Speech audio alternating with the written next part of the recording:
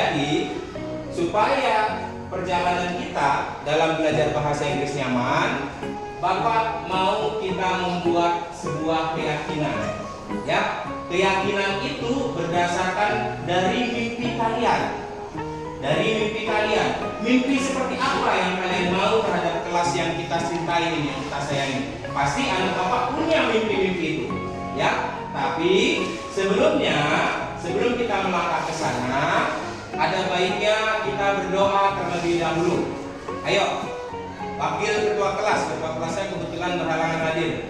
Ayo ketua kelas, silakan pimpin doa. Sebelum kita belajar, marilah kita berdoa menurut agama dan kepercayaannya masing-masing. Doa dimulai.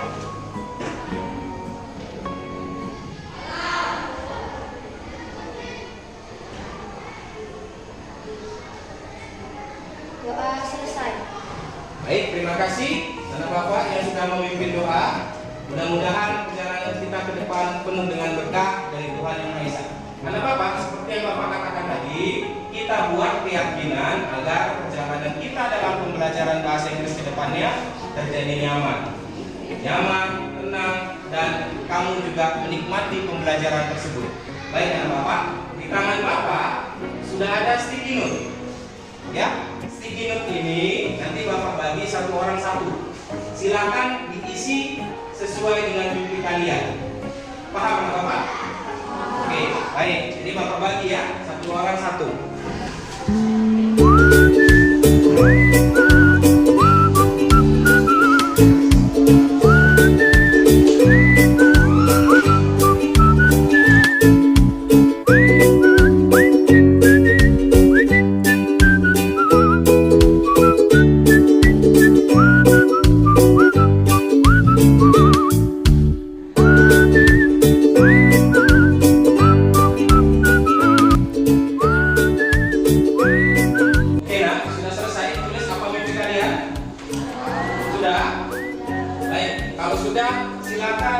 Satu persatu tempelkan apa mimpi kalian ini. Nanti dari mimpi kalian kita sepakati menjadi sebuah keyakinan kelas untuk kita semua. Ya, Mas?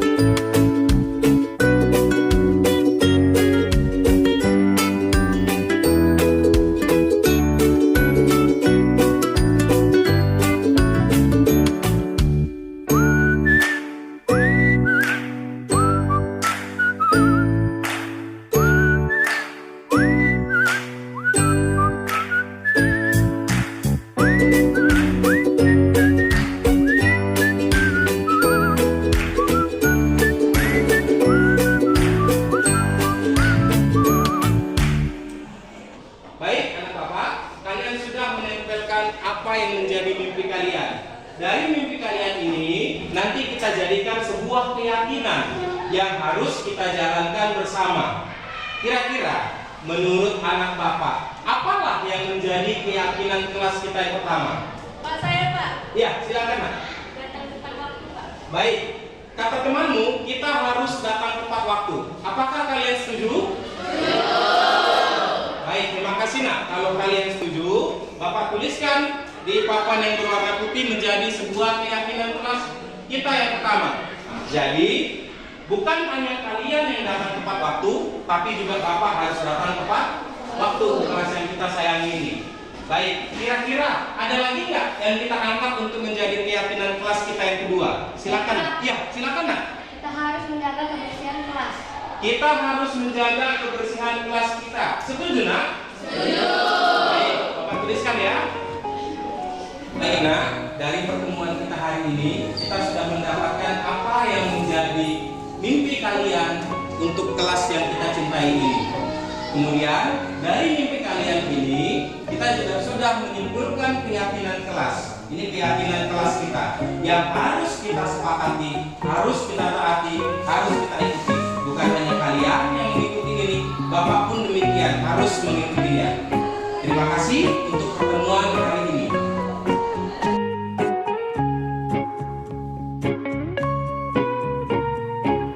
Bapak Ibu, Assalamualaikum warahmatullahi wabarakatuh. Mohon maaf, saya sudah mengganggu waktu Bapak Ibu dalam kegiatan ini. Pertama sekali, syukur alhamdulillah, segala puji bagi Allah, Tuhan Maha Segala-galanya. Berkat kasih sayang Allah, kita masih diberi kesempatan, diberi kesehatan untuk berkumpul dalam kegiatan pengintasan modul 1.4 budaya positif di lingkungan sekolah dan kelas oleh saya sendiri, Aris Suyono, calon guru penggerak angkatan 8 SMP Negeri 8 Binjai.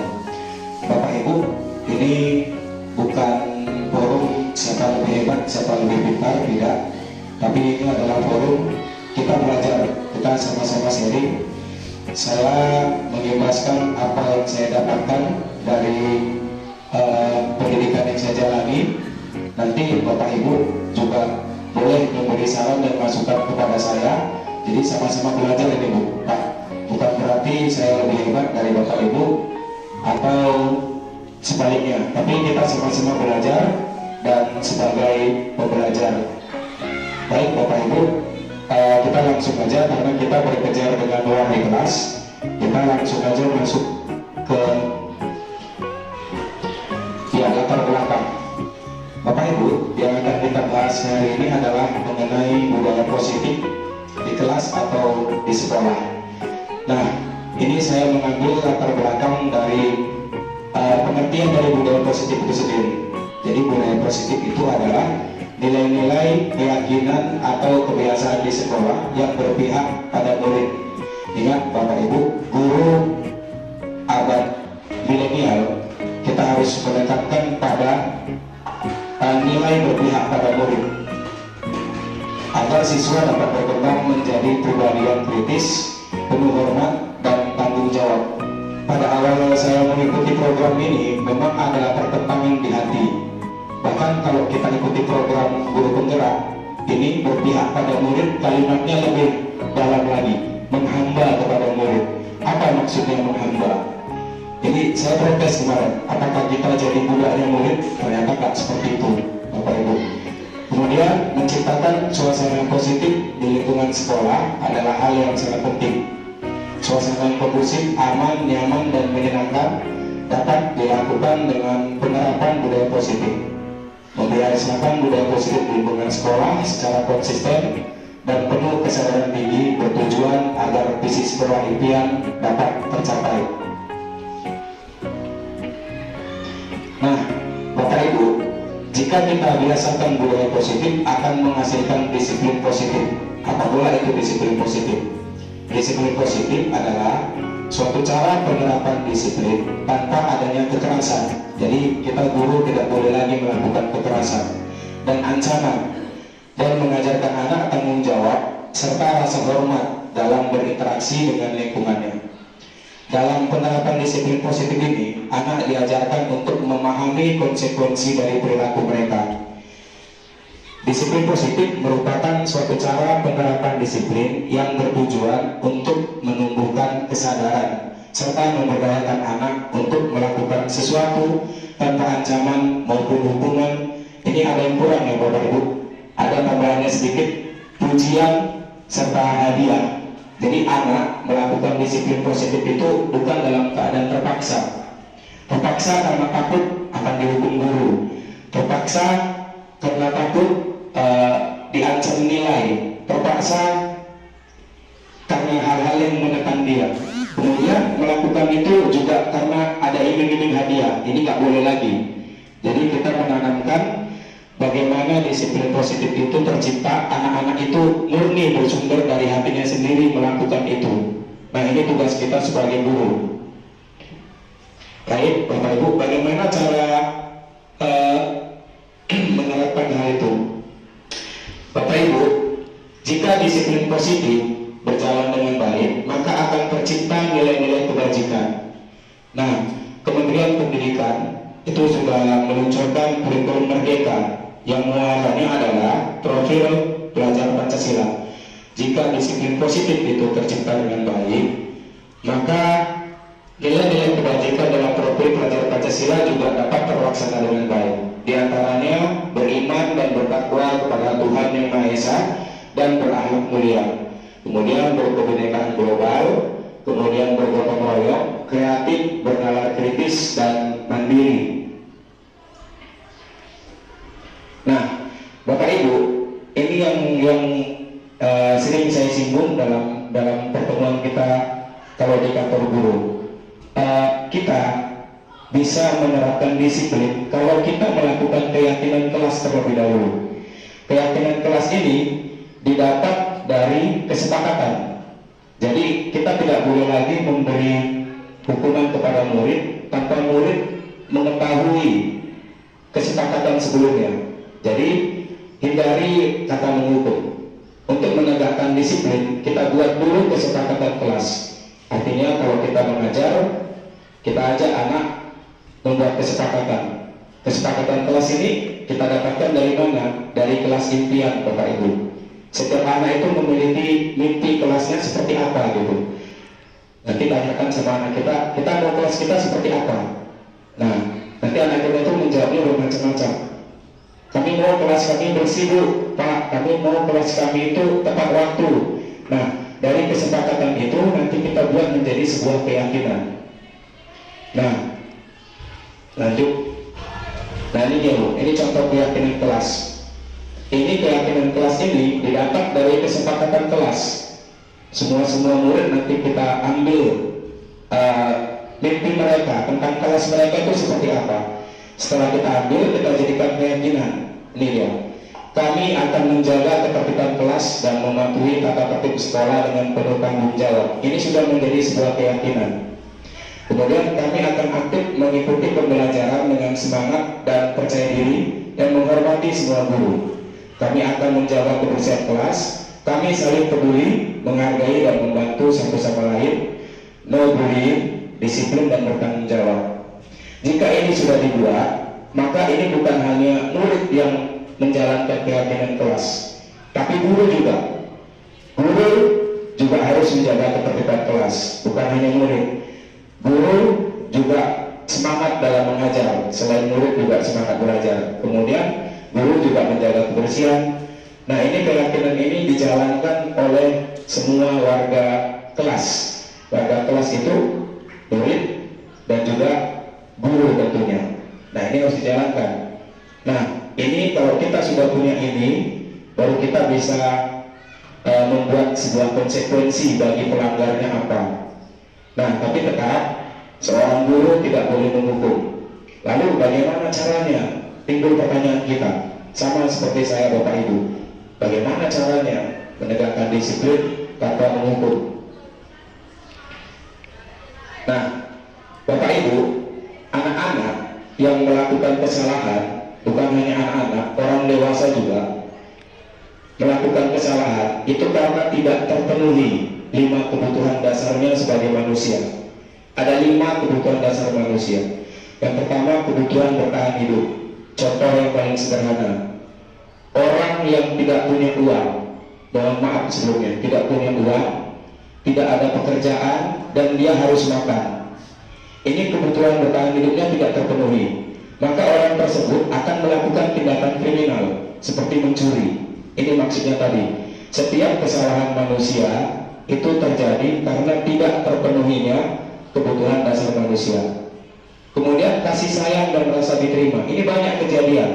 Anak-anak kita, murid-murid kita itu berasal dari keluarga yang, mohon maaf, broken home. Mereka tidak terpenuhi ini kasih sayang dan rasa diterima di rumahnya, sehingga mereka melakukan kesalahan dengan mencari-cari perhatian, menjahili temannya, dan sebagainya. Ini kebutuhan dasar mereka. Kemudian penguasaan. Ini biasanya terjadi pada murid yang lebih pintar, murid yang lebih kaya. Biasa akan merasa lebih dia dibandingkan teman-temannya. Nah, ini juga kebutuhan dasar.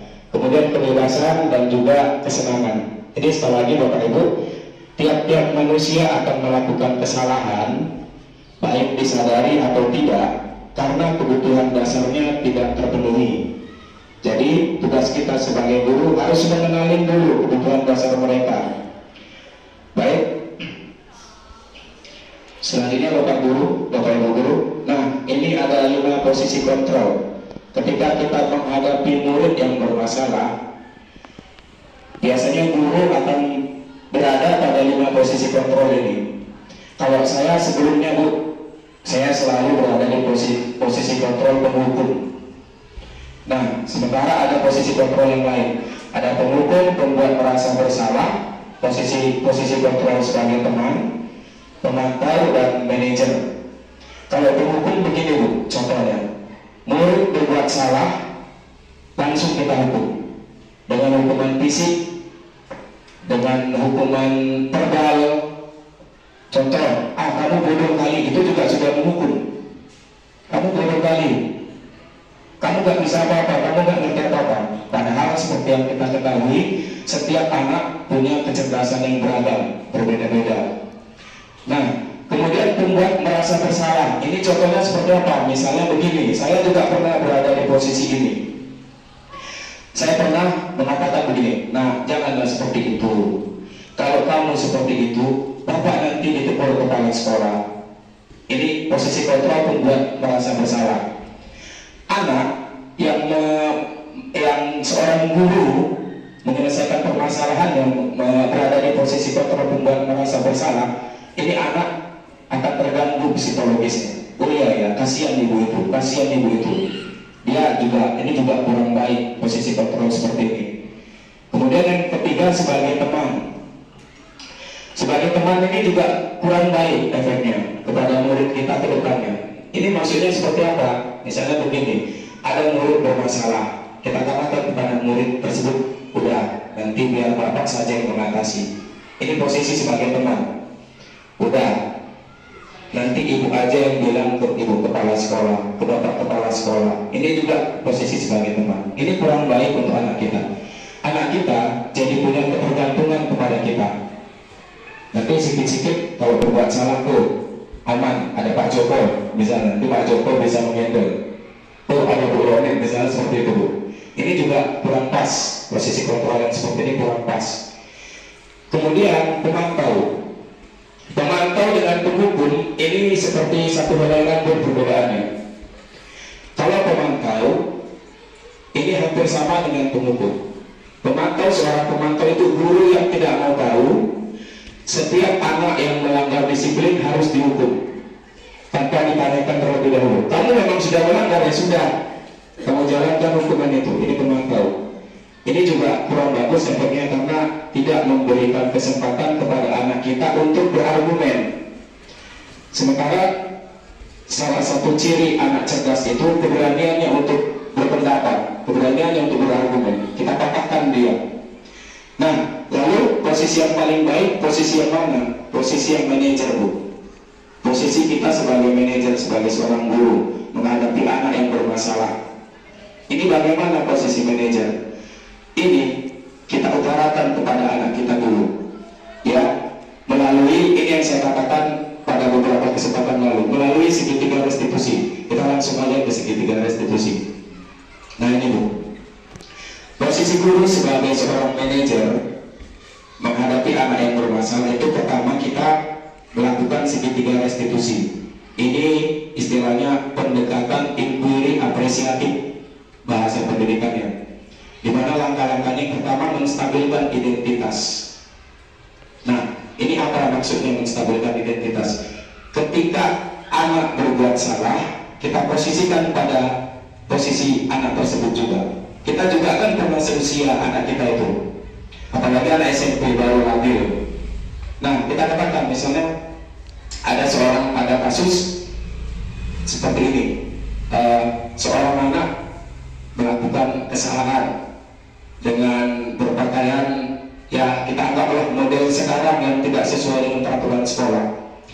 Kita katakan sama dia, dalam menstabilkan identitas, kita setujui dulu perbuatan dia. bagus nak. Bapak pun dulu seusiamu pengen keren. Bapak pengen keren. Tujuanmu pakai celana seperti itu pengen keren kan? Iya, bapak seusiamu pun pengen keren. Nah ini dulu kita utarakan. Seakan-akan kita mendukung perbuatan si anak, tapi sebenarnya tidak. Kita hanya menstabilkan identitas dia dulu. Kenapa kita lakukan itu? Karena murid kalau dipanggil guru berbuat salah, perasaan pertama sekali itu takut, terancam. Kita hilangkan dulu perasaan takutnya, perasaan terancamnya, dengan menstabilkan identitas, dengan mendukung perbuatannya, seakan-akan mendukung, padahal tidak mendukung.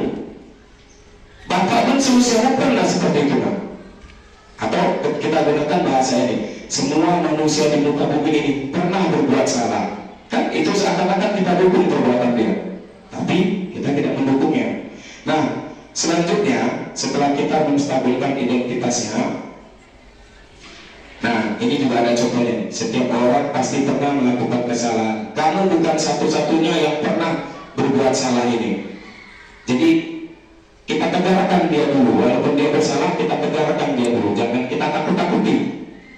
Nanti kalau kita takut-takuti, yang timbul antipati terhadap guru, dia nggak suka dengan kita, itu akan tertanam sampai dia dewasa. Aku nggak suka sama ibu itu, aku nggak suka sama bapak itu. Nah kita kan mau jadi guru yang dikenal. Oh iya Pak Joko, enak aku dulu, aku ada masalah, aku nggak dihakimi, aku nggak justifikasi. Seperti itu Bapak Ibu ya.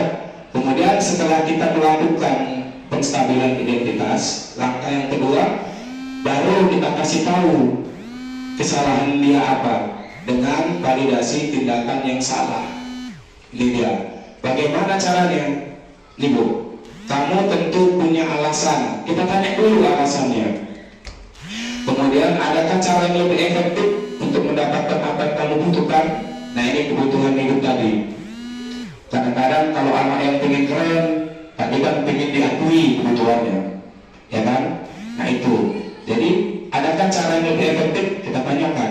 Coba anak, memang bapak dulu seusiamu, bapak pengen keren, tapi cobalah kira-kira, coba perhatikan seragammu. Kira-kira menurut anak bapak sesuai tidak dengan ciri-ciri anak sekolah? Kita timbulkan pola pikir dia seperti itu. Nah, setelah dia menyadari, oh iya Pak, ini celana saya koyak di sini di lututnya. Nah, kalau kita bawa kesopanan misalnya, melanggar nggak itu Pak? Iya Pak, nampak auratnya. Kita buka kesadaran dia melakukan perbuatan salah itu.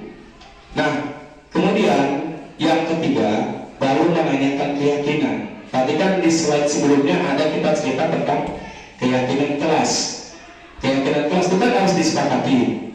Nah, baru kita tanyakan tentang keyakinan. Nih, keyakinan kelas apa yang telah kita sepakati? Nanti anak akan menjawab, iya Pak, kita harus saling menghargai, saling menghormati. Baru kita kenakan ke dia lagi. Lihat, kalau celanamu seperti itu, kira-kira menghormati orang lain tidak? Kita buka kesadaran dia, Bapak Ibu.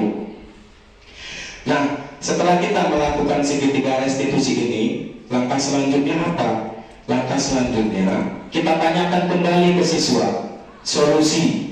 Kalau bisa Bapak Ibu mengatasi anak yang bermasalah, solusi jangan dari kita, tetapi dari siswa tersebut. Kira-kira nak, apalah yang bisa kau lakukan untuk memperbaiki hal ini? Tanyakan sama dia solusinya, jangan dari kita. Jangan langsung kita bilang, itu jangan dipakai lagi, jangan. Itu nanti bapak penting, jangan. Tapi tanyakan ke si anak, solusi apa yang paling tepat untuk kamu nak, supaya keyakinan kelas kita ini berjalan dengan baik. Nah, nanti kalau si anak bilang, ya Pak, ini nggak saya pakai lagi, celananya nggak saya pakai lagi, atau ini nanti saya jahit Pak, jadi rapi kembali. Nah, kalau sudah solusi dari dia, tetapi dia masih melanggar, itu baru kita terapkan konsekuensi. Seperti itu Bapak Ibu, segitiga restitusi kita tidak boleh langsung menghakimi. Kita ajak anak tersebut untuk berpikir menemukan solusi yang bersumber dari dirinya sendiri, bukan dari orang lain, agar anak-anak tersebut kuat secara karakter.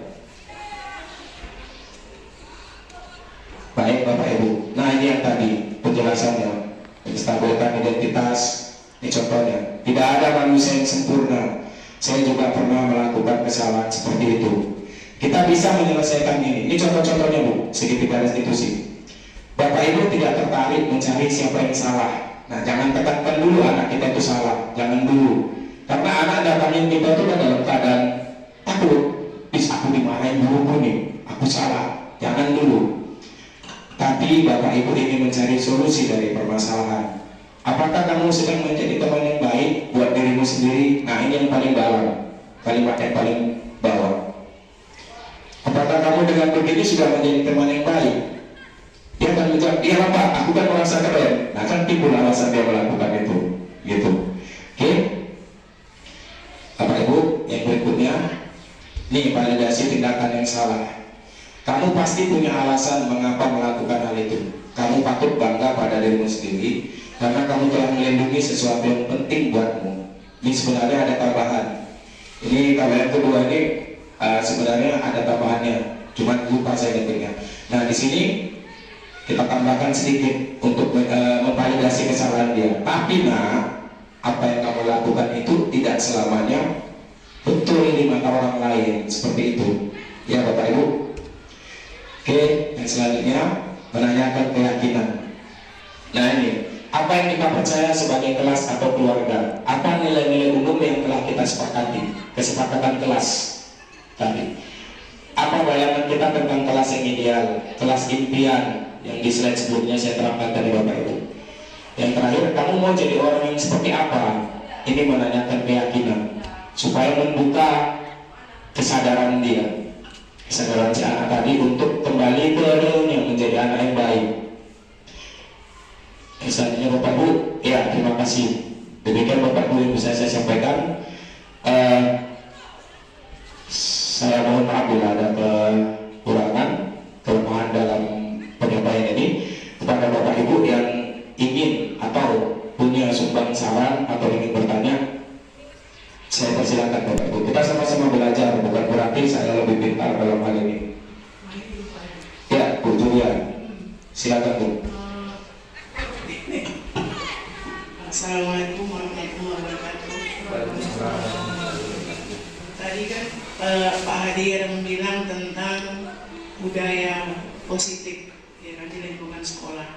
Ya, kita kan tahu SMP 8 ini hampir 50% lebih mungkin berasal dari keluarga yang broken home, ya kan, yang kita hadapi. Hampir semua kelas ada siswanya yang dari keluarga yang broken home. Kesulitan kita sebagai seorang guru, ya kan, menghadapi siswa yang demikian ini tadi, ya, untuk menciptakan budaya yang positif itu, saya rasa saya pribadi sangat sulit. Maksudnya sulit dan tadi penerimaan siswa tadi itu mereka sangat sulit kita untuk menciptakan hal-hal yang baru. Itu yang pertama. Kemudian tadi yang kedua, yang Pak Hadi bilang tentang keyakinan kelas, ya kan. Nah, keyakinan kelas itu kan berarti siswa tadi satu kelas itu sepakat apa yang mereka inginkan tentang kelasnya. Contohnya, mereka misalnya ingin kelasnya tadi bersih, udah.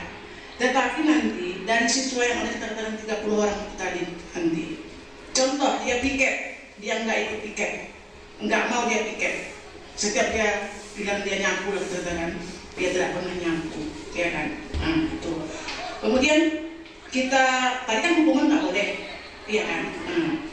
Kita sama anak-anak, saya sering itu, coba anak-anak apa kita buat hukuman sama dia, ya.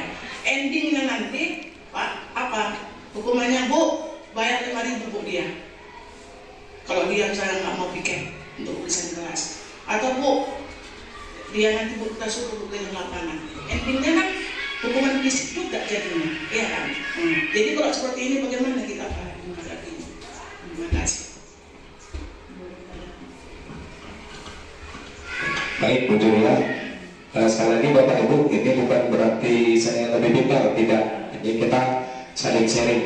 Tadi pertanyaan yang pertama mengenai broken home, ya kan Bu? Iya, ini tadi udah saya katakan di sini. 5 kebutuhan dasar manusia. Setiap manusia, bukan hanya anak murid, saya tekankan lagi, akan melakukan tindakan yang salah sesuai dengan norma. Karena kebutuhan dasarnya sebagai manusia tidak terpenuhi. Kalau kita cerita anak yang bertemu, dia berada di sini, Bu. Kebutuhan akan kasih sayang dan rasa diterima.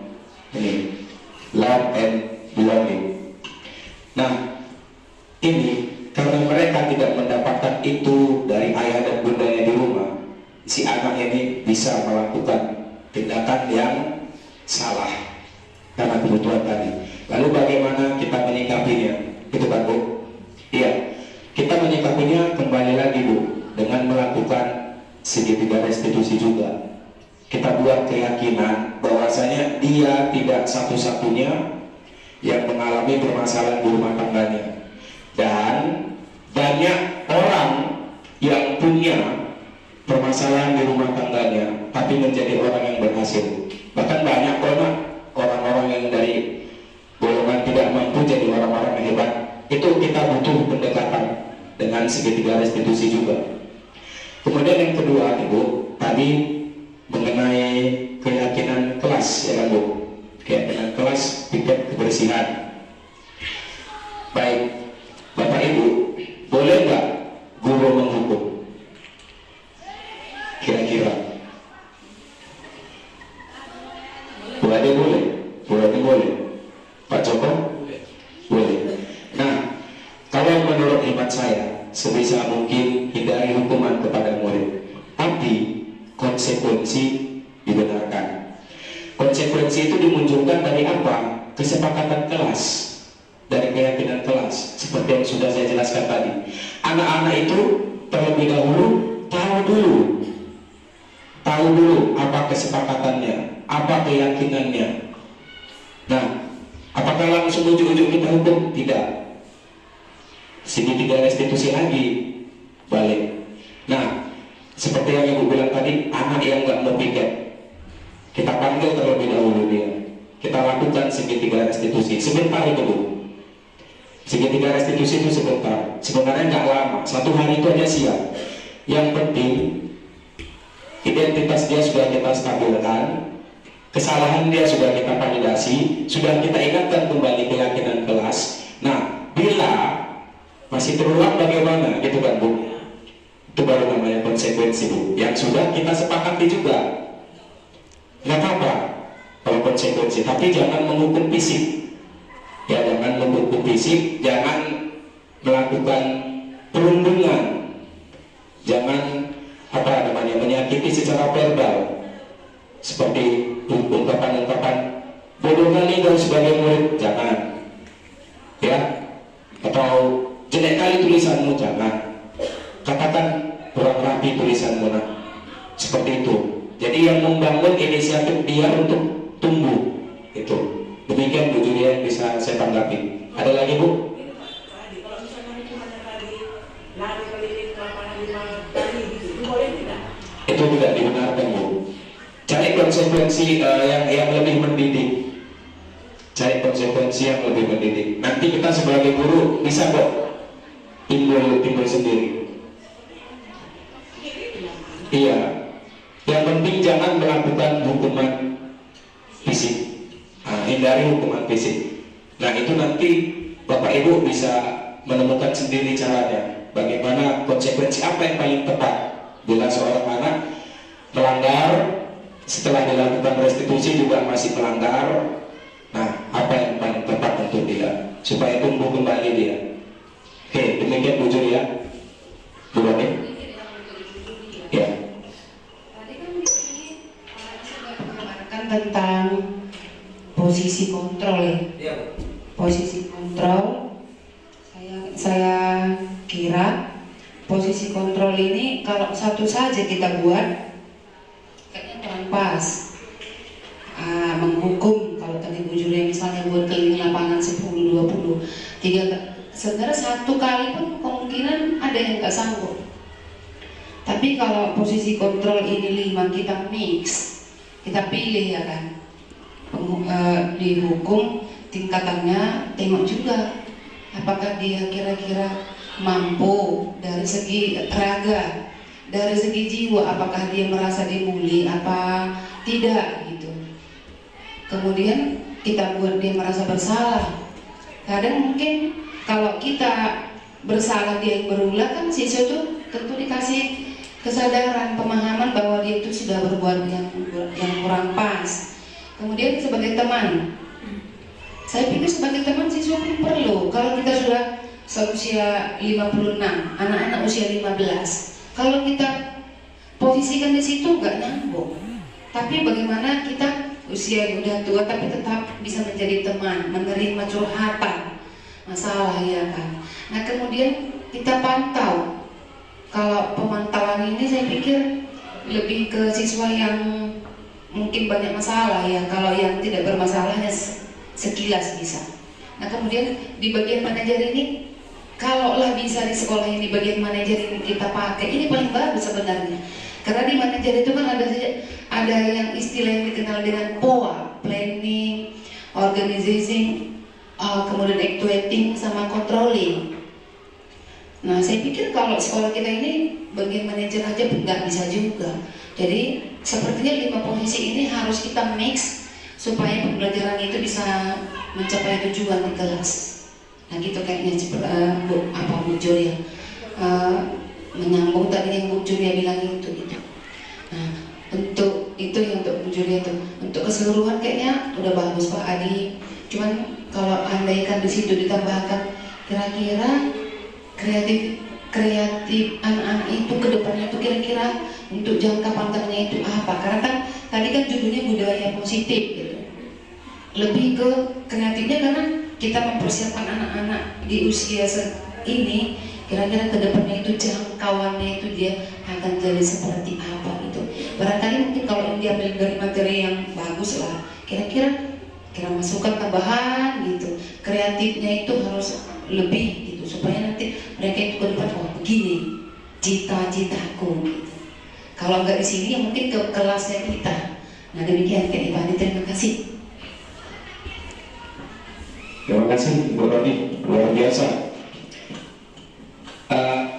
Saya sedikit menanggapi di poin ketiga, teman. Baik Bapak Ibu, boleh tak seorang guru menjadi teman bagi muridnya? Boleh, boleh, selagi tidak membunuh karakternya bergantung dengan kita. Kalau berteman boleh, ya. Nah, yang dimaksud tadi oleh Bu Roni, curhat dan sebagainya, itu sebenarnya sudah masuk kemari Bu. Manajer, iya, bukan teman. Nah, kalau teman, macam kita lah berteman. Bagaimana lah jadinya? Apalagi seorang murid, kalau kita sebagai guru mengambil posisi sebagai teman, ada murid bersalah. Udahlah nak, nanti Bapak aja yang bilang sama Bu Roni. Bapak kasih pengertian. Ini maksudnya teman Bu. Ini nggak boleh. Jadi anak nanti akan bergantung sama kita. Kalau berbuat salah, ada Pak Hadi, nanti Pak Hadi yang nyampaikan sama Bu Tengku. Ada Pak Hadi nanti nyampaikan sama Bu Titin. Ini yang tidak boleh. Dia bergantung dengan kita. Kalau seandainya Pak Hadi pindah sekolah, udah bingung dia, susah ya. Nah, tadi menghukum Bu, iya. Kebetulan ada Pak Chandra nih, guru olahraga. Menghukum lari boleh tidak Pak? Dalam mapel tertentu seperti penjas itu dibenarkan, karena penjas juga berkaitan dengan fisik. Tapi tetap ya Pak Chandra, harus ada kesepakatan dan keyakinan kelas terlebih dahulu kepada anak-anak kita. Jangan nanti pula Bapak nggak boleh lari anak-anak, ya nggak pakai baju gimana gitu Pak. Nah itu boleh, tapi yang terkait dengan kegiatan fisik juga ya seperti penjas. Tapi Pak, hukumannya juga jangan terlalu membuat anak apa ya Pak ya. Oke, silakan Bapak Ibu, ada lagi yang ingin ditanyakan? Terima kasih Bu Roni, Bu Julia, masukannya keren, pertanyaannya keren. Bu Tengku atau Pak Joko nih? Oh, silakan Bu. Terima kasih Saya Hadi. Tadi sudah saya tangkap bahwasanya konsekuensi ya itu hampir beda tipis lah komandan gitu. Itu memang berdasarkan itu tidak akan memberatkan bagi siswa seandainya memang sudah terjadi kesepakatan kelas. Itu sudah pasti. Nah, yang namanya konsekuensi itu harus ada, karena kalau tidak apa disiplinnya kelas gitu. memang itu berawal dari kesepakatan kelas. Kalau saya cenderung membuat konsekuensi itu berdasarkan penilaian, karena anak-anak ini sebenarnya ke sekolah ini tujuannya ujung-ujungnya nilai kan gitu, ujung-ujungnya nilai rapor kan gitu. Jadi kalau saya cenderung ke konsekuensinya itu ke nilai, cuman tidak mengurangi apa namanya, bahwa mereka tidak berhak mendapatkan nilai. Seperti misalnya contohnya, misalnya di awal kalau misalnya ada siswa yang tidak masuk, saya biasanya di awal itu sering buat satu pertanyaan yang berasal dari materi sebelumnya. Jadi kalau materi sebelumnya itu ditanyakan setiap di awal, dan itu saya lakukan sekitar kira-kira 10 atau 30 detik. Ada satu pertanyaan yang hanya boleh diikuti oleh anak yang berada di dalam dan dia tidak telat masuk.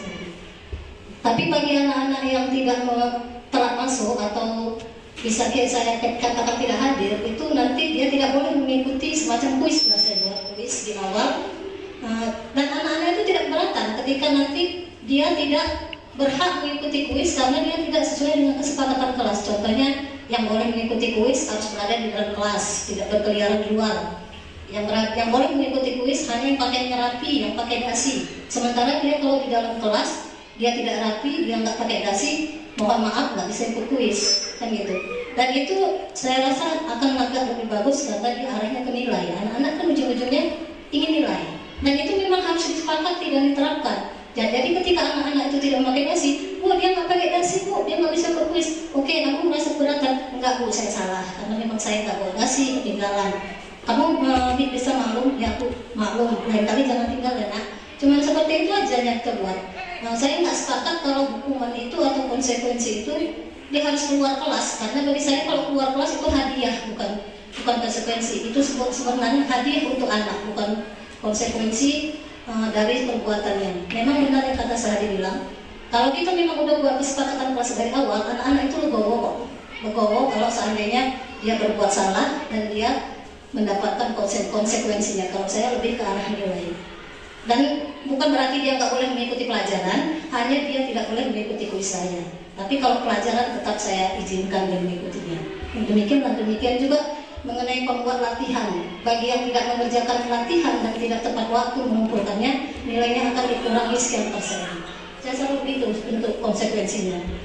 Karena saya rasa ujung-ujungnya anak-anak memang nilai lah yang diharapkan. Demikianlah mungkin bisa saya.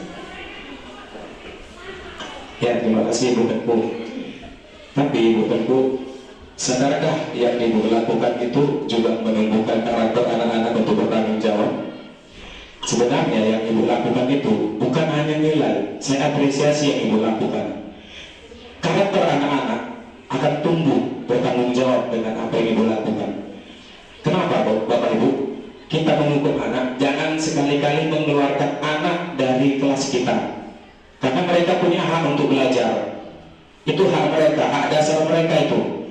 Jangan, kau nggak mengerjakan tugas, nunggu di luar. Ini nggak boleh Bapak Ibu. Kita sudah mencuri hak dia. Tapi apa yang dilakukan Bu Tengku tadi sudah sesuai kesepakatan, sudah sesuai dengan keyakinan. Ini keren Bapak Ibu. Sudah ada buktinya langsung rekan kita Ibu Tengku melakukan hal itu. Walaupun Bu Tengku nggak sadar, awalnya hanya berpikir nilai, tapi sebenarnya yang Ibu lakukan justru telah menumbuhkan karakter anak untuk bertanggung jawab dengan tugasnya, dengan dirinya. Contoh, gak pakai dasi tak diganggu sederhana. Kalau memang dia nanti bertumbuh tanggung jawabnya, minggu depannya dia akan timbul kesadaran, pakai dasi aku biar ikut kuis kayak kawan-kawan yang lain, enak dan sebagainya. Tapi sekali lagi saya tekankan, jangan mengeluarkan siswa Bapak Ibu. Kalau kita mengeluarkan siswa dari kelas kita, sama dengan kita mencuri hak mereka. Bayangkan kalau hak kita dicuri, kita nggak akan terima. Apa hak mereka? Hak untuk mendapatkan pengajaran, walaupun sedikit. Itu hak mereka, jangan kita keluarkan. Terima kasih Bu Tengku, luar biasa. Beri tepuk tangan.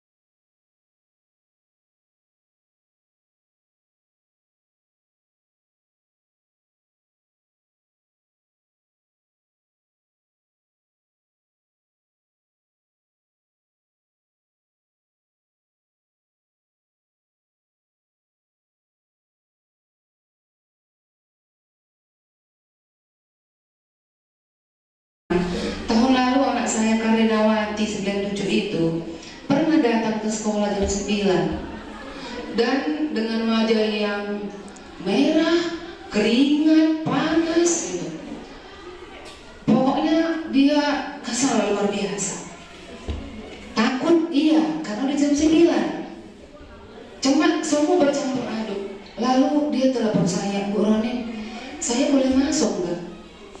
Lalu saya jawab, kenapa? Rantai kereta saya, Bu, mulai dari kilometer 12 sampai ke Binjai, Bu, terus aja lepas-lepas. Bahkan ini keretanya saya titip di makam pahlawan Binjai, saya jalan kaki sampai ke sekolah gitu. Jadi kalau sampai di sekolah saya tidak kasih masuk dia, saya berpikir anakku ini sudah terhukum di jalan dengan keretanya yang kalau kita pun seperti itu mungkin nggak sanggup ya. Sudah tersiksa dia. Udah sangat tersiksa. Oke lah, kamu datang kemari biar saya permisikan ke piket, biar saya antar ke kelas gitu. Dan saya kasih pemahaman sama guru, sama piket bahwasanya dia terlambat bukan karena memang dia buat sendiri, tetapi ya situasi keadaan perekonomian, situasi keadaan keluarga yang seperti itu. Nah mungkin kita kalau terlambat anak-anak ya tinggal belah-pilah kondisinya yang mana yang kira-kira logika dan kira-kira yang tidak logika. Tapi kalau yang nggak masuk akal nggak, ya kalau saya sendiri nih wajib diproses. Iya. Tapi kalau yang seperti ini ya, karena yang saya alami itu nyata. Nah itu untuk yang terlambat masuk. Nah kemudian untuk guru, kalau saya sih di usia yang kita sudah mulai tua ini, saya pikir pun kita boleh terbuka dengan anak, tidak masuk gara-gara apa? Apakah kita malas? Apakah kita sakit? Apakah kita ada ketidaknyamanan? Tinggal apalah konsekuensi saya kalau saya terlambat menurut kalian apa? Karena dari sekolah udah wajib itu ada, dari ibu, dari kepala sekolah seharusnya ada kan, selaku pemimpin utama gitu. Ya bolehlah keyakinan kelas, kesepakatan kelas itu saling antara kita dan siswa, kita dengan teman, kita pilih yang terbaik yang mana. Itu kira-kira mungkin masukan dari saya. Terima kasih. Terima kasih Bu Roni. Apa yang Ibu lakukan pada kasus anak kita Karinawati itu tadi sebenarnya sedikit lagi sudah Ibu lakukan yang namanya segitiga restitusi. Minusnya di mana? Minusnya sudah Ibu tanyakan tentang keyakinan sekolah kita. Kalau terlambat bagaimana, sudah Ibu tanyakan solusi apa yang harus dilakukan dia ke depannya. Sudah ya. Berarti Ibu telah melakukan segitiga restitusi. Jadi seperti itu Bu, kita jangan dulu menghakimi. Sama kayak kita kan, kita mau datang cepat, tiba-tiba bocor ban, tiba-tiba kita datang, kita dimarah-marah, kan udahlah, di jalan kita suntuk, kita terhukum, sampai di sekolah lagi kita nggak dikasih kesempatan untuk berbicara. Nah kita posisikan pada posisi dia. Kalau anak kita kan pasti kita kenal mana anak kita yang dapat dipercaya, mana yang tidak, dan kita tahu anak kita masing-masing. Kemudian tadi yang kedua saya tanggapi Bu Roni mengenai apa tadi yang kedua, guru kalau melanggar, iya itu namanya kesepakatan Bapak Ibu yang tadi saya katakan sebelumnya. Murid harus melakukan, guru juga harus melakukan. Yang dibuat Bu Ade juga sudah tepat. Murid menjalankan konsekuensi, guru juga menjalankan konsekuensi. Hanya saja konsekuensinya kurang tepat gitu aja Bu Ade. Kalau bisa jangan mencuri hak dan mencuri kewajiban dalam membuat kesepakatan dan keyakinan kelas. Baik, cukup Bu Roni. Makasih Bu Roni. Pak Joko, tadi ada yang mau ditanya. Habis ini Pak Chandra. Ya, terima kasih. Ini sebenarnya materi yang sangat bagus ya menurut saya. Saya pun mendapatkan pelajaran dari kegiatan ini tentang keyakinan dan kesepakatan kelas. Jadi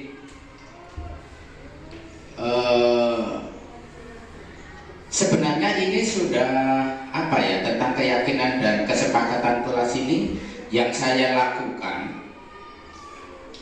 lakukan selama di kelas, masalah benar atau tidaknya, kalau misalnya ada anak-anak saya yang terlambat, biasanya saya suruh nyapu. Ya, biasanya saya suruh nyapu, terus kemudian pokoknya saya nggak mau melakukan hal-hal yang bersifat melakukan kekerasan secara fisik, Pak.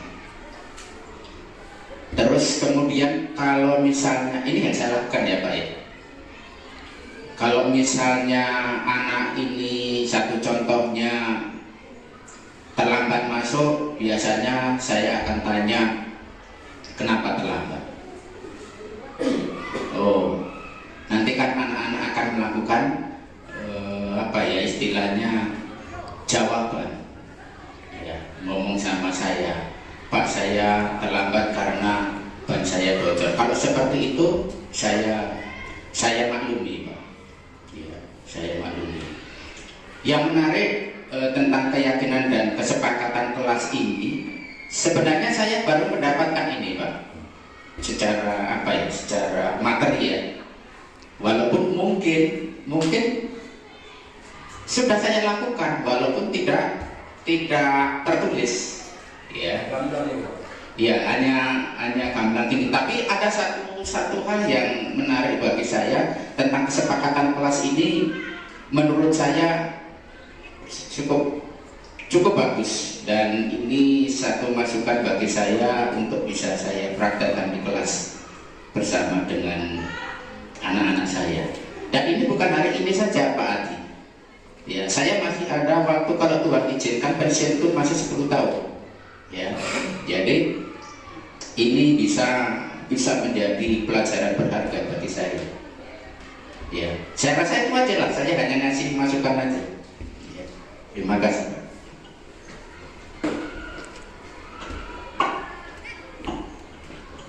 Ya, terima kasih Pak Joko, Bapak Ibu semuanya. Sebenarnya selama kita menjadi guru, ini sudah kita lakukan. Tapi terkadang masih kurang sempurna. Memang kesempurnaan itu hanya milik Tuhan ya. Kita lupa, terus kita terbuai dengan zona nyaman, terus kita mau tenang mengajar dan sebagainya. Ini kita lupa sebenarnya. Sebenarnya ini udah selalu kita lakukan. Hanya saja seperti yang dilakukan Ibu Teguh tadi. Bahkan Ibu Teguh juga nggak menyadari bahwasanya yang Ibu lakukan justru menaikkan anak untuk bertanggung jawab. Padahal sebelumnya Ibu hanya berpikiran nilai kan. Padahal sesuatu yang kecil kalau kita lakukan, anak-anak itu akan menjadi luar biasa hebat. Ini pada waktu MPLS yang lalu pada kelas 7, saya iseng-iseng buat kesepakatan kelas di lapangan. Iseng-iseng saya buat, dan alhamdulillah mudah-mudahan tidak berubah anak kita tersebut, menjadikan itu sebuah keyakinan. Pada saat MPLS saya buat, yuk kita buat kesepakatan dulu. Kesepakatannya nggak usah banyak, 3 aja. Kira-kira kita mau kegiatan kita ini seperti apa? Pak, jangan terlambat, Bapak pun nggak boleh terlambat, kata anak-anak. Posisinya pun demikian saya ajak. Kalau terlambat konsekuensinya apa? Goyang perboy, saya bilang. Anak-anak juga menyepakati, goyang perboy Pak. Sederhana pada goyang perboy. Kemudian yang kedua, apa kesepakatan kita? Kakak kelasnya Pak, saya ngolah sama kami, kakak kelas 7. Boleh. Kakak kelas kayak mana? Setuju. Untuk adiknya kayak mana? Adik-adiknya mau ngolah sama kami Pak. Setuju kalian? Setuju. 2 kesepakatan. Kemudian yang ketiga, yuk apa yang ketiga? Bapak tengok banyak sampah, kira-kira apa? Masalah sampah. Bertanggung jawab. Tiap anak bertanggung jawab dengan sampahnya. Oke, baik. Kita sepakati ya. 3 kesepakatan. Itu kita tegaskan lagi kesepakatannya. Pertama ini, kedua ini, ketiga ini. Nah, selanjutnya di hari ketiga MPLS, saya katakan kepada anak-anak itu, anak-anak Bapak, kesepakatan yang sudah kita buat, kita jadikan sebuah keyakinan. Keyakinan itu apa nak? Contoh, kalau yang beragama Islam, sholat itu apa hukumnya? Wajib. Nah, keyakinan hampir sama seperti itu, wajib menjalankan. Kalau yang beragama Kristen, hari Minggu tak ibadah, apa hukumannya? Berdosa kan? Sama, keyakinan sekolah kita pun seperti itu. Jadi harus menjalankan. Yang pertama, datang tepat waktu. Dan alhamdulillah, saya lihat kelas 7, walaupun ada sebagian yang agak telat, banyak orang tua yang tepat waktu. Kemudian yang kedua, saling menghormati dan menghargai. Ini saya belum lihat secara nyata karena saya nggak masuk kelas 7. Kemudian yang ketiga, sampah. Alhamdulillah, sampah juga nggak terlalu banyak saya lihat. Alhamdulillah. Ini kalau terus-terus kita lakukan, mungkin akan menjadikan keyakinan sekolah yang muaranya bukan hanya kelas per kelas, tapi satu sekolah. Gitu. Coba kalau kita punya sekolah impian, sekolahnya kita lebarkan lagi, jangan kelas impian, sekolah impian. Kita mau SMP 8 ini seperti apa? Sekolah yang nggak ada sampah misalnya. Mimpi kita kan, kita sepakati dulu semua dulu. Nah, habis itu kita jadikan keyakinan. Keyakinan harus dijalankan oleh semua warga sekolah. Pasti keren. Nah, lalu siapa yang memantau hal itu? Dalam hal ini ibu kepala sekolah kita. Kalau terjadi pelanggaran, kita sudah sepakati apa yang menjadi konsekuensinya. Demikian. Jadi seperti itu. Ya, terima kasih Pak Joko. Ada lagi Bapak Ibu, Bu Juli, untuk kedepannya. Ini apa nih calon guru penggerak berikutnya? Assalamualaikum warahmatullahi wabarakatuh. Untuk konsekuensi yang kami buat di kelas, kebetulan saya masuk di kelas 8. Itu ada beberapa yang telah kami buat, tapi tetap juga enggak dikerjakan anak-anak. Ambil contoh satu aja ya Pak, tentang mengerjakan tugas. Kami buat kesepakatan jika ada anak yang tidak menyelesaikan tugas tepat waktu, itu akan ditambah tugasnya. Anak-anak sepakat, siap Bu, tapi dengan syarat tugasnya jangan sulit. Tetap saya kasih tugas yang bisa mereka kerjakan dengan waktu yang sedikit, tapi ada juga memang siswa yang tidak bisa menyelesaikan tugasnya tepat waktu dengan beberapa alasan. Ambil contoh, mereka Bu, kami tidak paham gitu. Lalu yang kedua, ada yang mengatakan Bu, kami nggak maulah tugas yang itu gitu, kami mau tugas yang lain. Jadi saya buat tugas itu, nggak mungkin kan kita buat tugas itu bervariasi gitu kan. Jadi saya buat kesepakatan ke mereka, tugas harus diselesaikan tepat waktu yang saya berikan. Lalu mereka dengan alasan yang tetap yang seperti itu, tetap juga mereka nggak mau mengerjakan tugas. Jadi saya agak bingung apa yang harus saya lakukan gitu. Jadi tetap juga saya tekankan ke anak-anak, kita harus kerjakan tugas. Kalau kita tetap membuat tugas nggak selesai sampai kapanpun tugas kita ini tetap ya itu aja harus dikerjakan gitu. Untuk kedepannya kan materi kita masih banyak. Jadi anak tadi Bu, kalaupun kami dikasih hukuman tadi, tugas Ibu ditambahkan lagi gitu. Jadi kayaknya kami kalau terlalu banyak tugas jadi males belajar nanti Bu katanya. Jadi maunya gimana nak? Saya bilang gitu kan. Anak-anakku gini aja, kalau misalnya kita nggak kerjakan tugas, kita bermain tebak-tebak dalam pelajaran gitu kan. Maksudnya kami kerjakan tugasnya itu dalam bentuk cerita atau dalam bentuk apa, maksudnya nggak mengerjakan tugas gitu kan, tapi dalam bentuk apa namanya ya, seperti mengenal materi gitu kan, untuk lebih memahami lagi materi tersebut. Saya bilang kalau memang mulai seperti itu berarti kan nggak ada tugas tertulis, berarti kan saya ambil tugas tadi dalam bentuk video ataupun laporan yang setelah mereka ceritakan dalam bentuk tertulis juga kan. Tapi tetap juga ada yang sebagian di kelas itu nggak mau mengerjakan gitu Pak. Jadi saya agak gimana gitu, harus menyelesaikan bagian siswa yang mau belajar dan sebagian lagi siswa yang nggak mau belajar gitu dia. Mungkin itu aja Pak. Oke, terima kasih Bu. Saya berusaha untuk menanggapinya.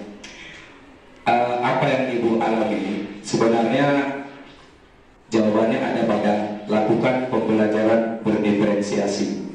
Setiap anak itu memang yang seperti Ibu katakan tadi, bercerita, video, itu sebenarnya sudah kesana itu muaranya, pembelajaran berdiferensi. Apakah boleh tugas itu berbeda? Boleh. Anak yang dia nanti bisa kita sama-sama baca referensinya, condongnya audio, condongnya visual, condongnya kinestetik, itu berbeda dia. Mungkin anak yang nggak mau mengerjakan tugas yang ibu berikan, dia nggak suka model yang audio, mungkin membosankan baginya tulis menulis, dia sukanya gambar. Nanti anak yang suka kinestetik, dia bermain peran. Ini jawabannya pembelajaran berdiferensiasi, ibu. Nanti kita ulas di pertemuan berikutnya, ya. Ada lagi Bapak Ibu? Pas, oke, Pak Chandra senyum-senyum aja, Bu Koni. Yang belakang senyum-senyum aja, yang depan diam aja. Ada, oke. Oke, baik, terima kasih atas kesempatan yang diberikan. Menanggapi atau melanjutkan dari pertanyaan Bu Judi tadi. Nah, dan kesepakatan kelas ya, kesepakatan kelas.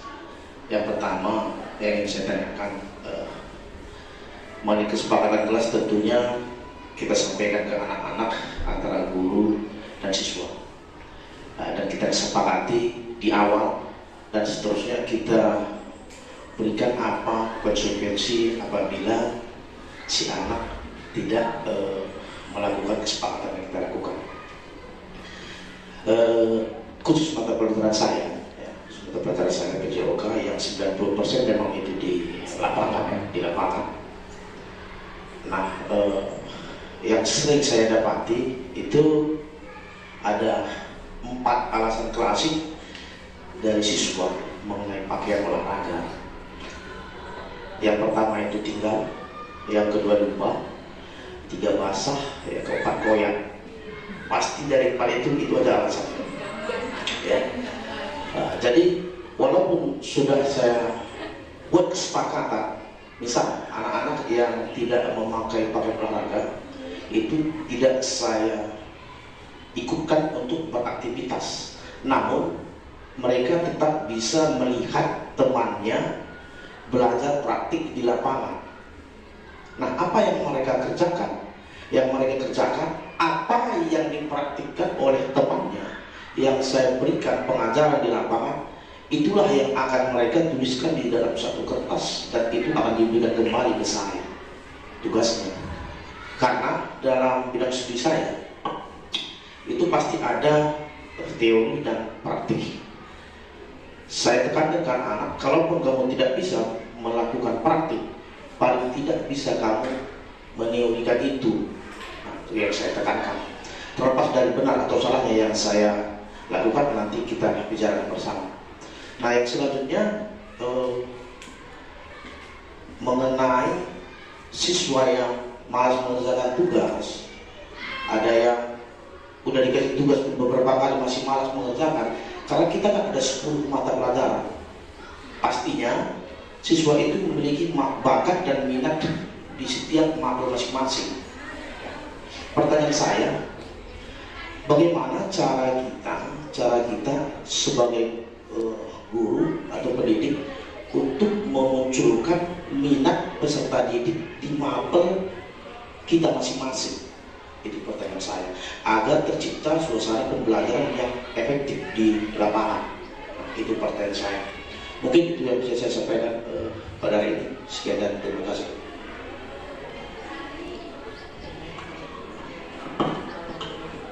Oke, terima kasih Pak Chandra. Ada 2 poin tadi ya Pak M. Poin pertama mengenai anak yang tidak pakai baju olahraga. Ini bagaimana? Apa yang Bapak lakukan?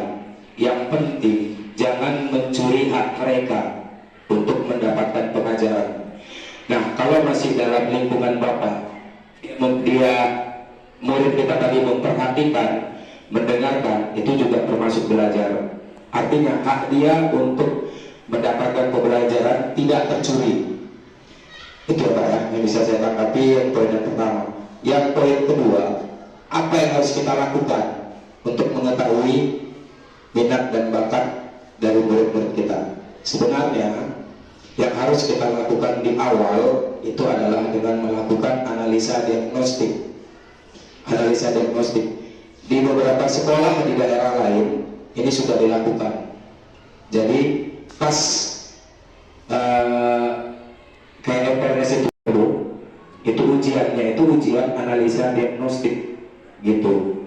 Jadi nanti ketahuan mana anak yang bakatnya ke kinestetik, mana yang anak bakatnya ke visual, mana yang anak bakatnya ke audio, itu bisa ketahuan.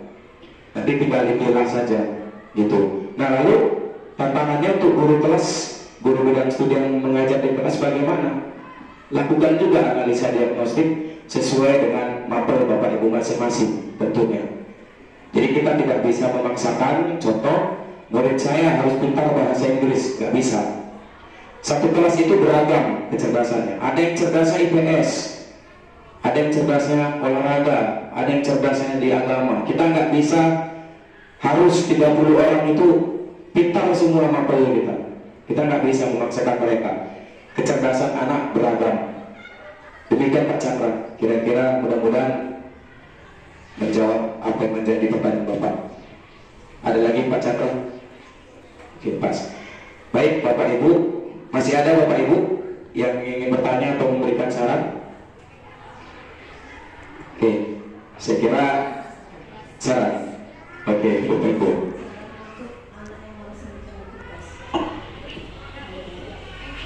Ini mungkin sarannya untuk anak yang mengerjakan tugas.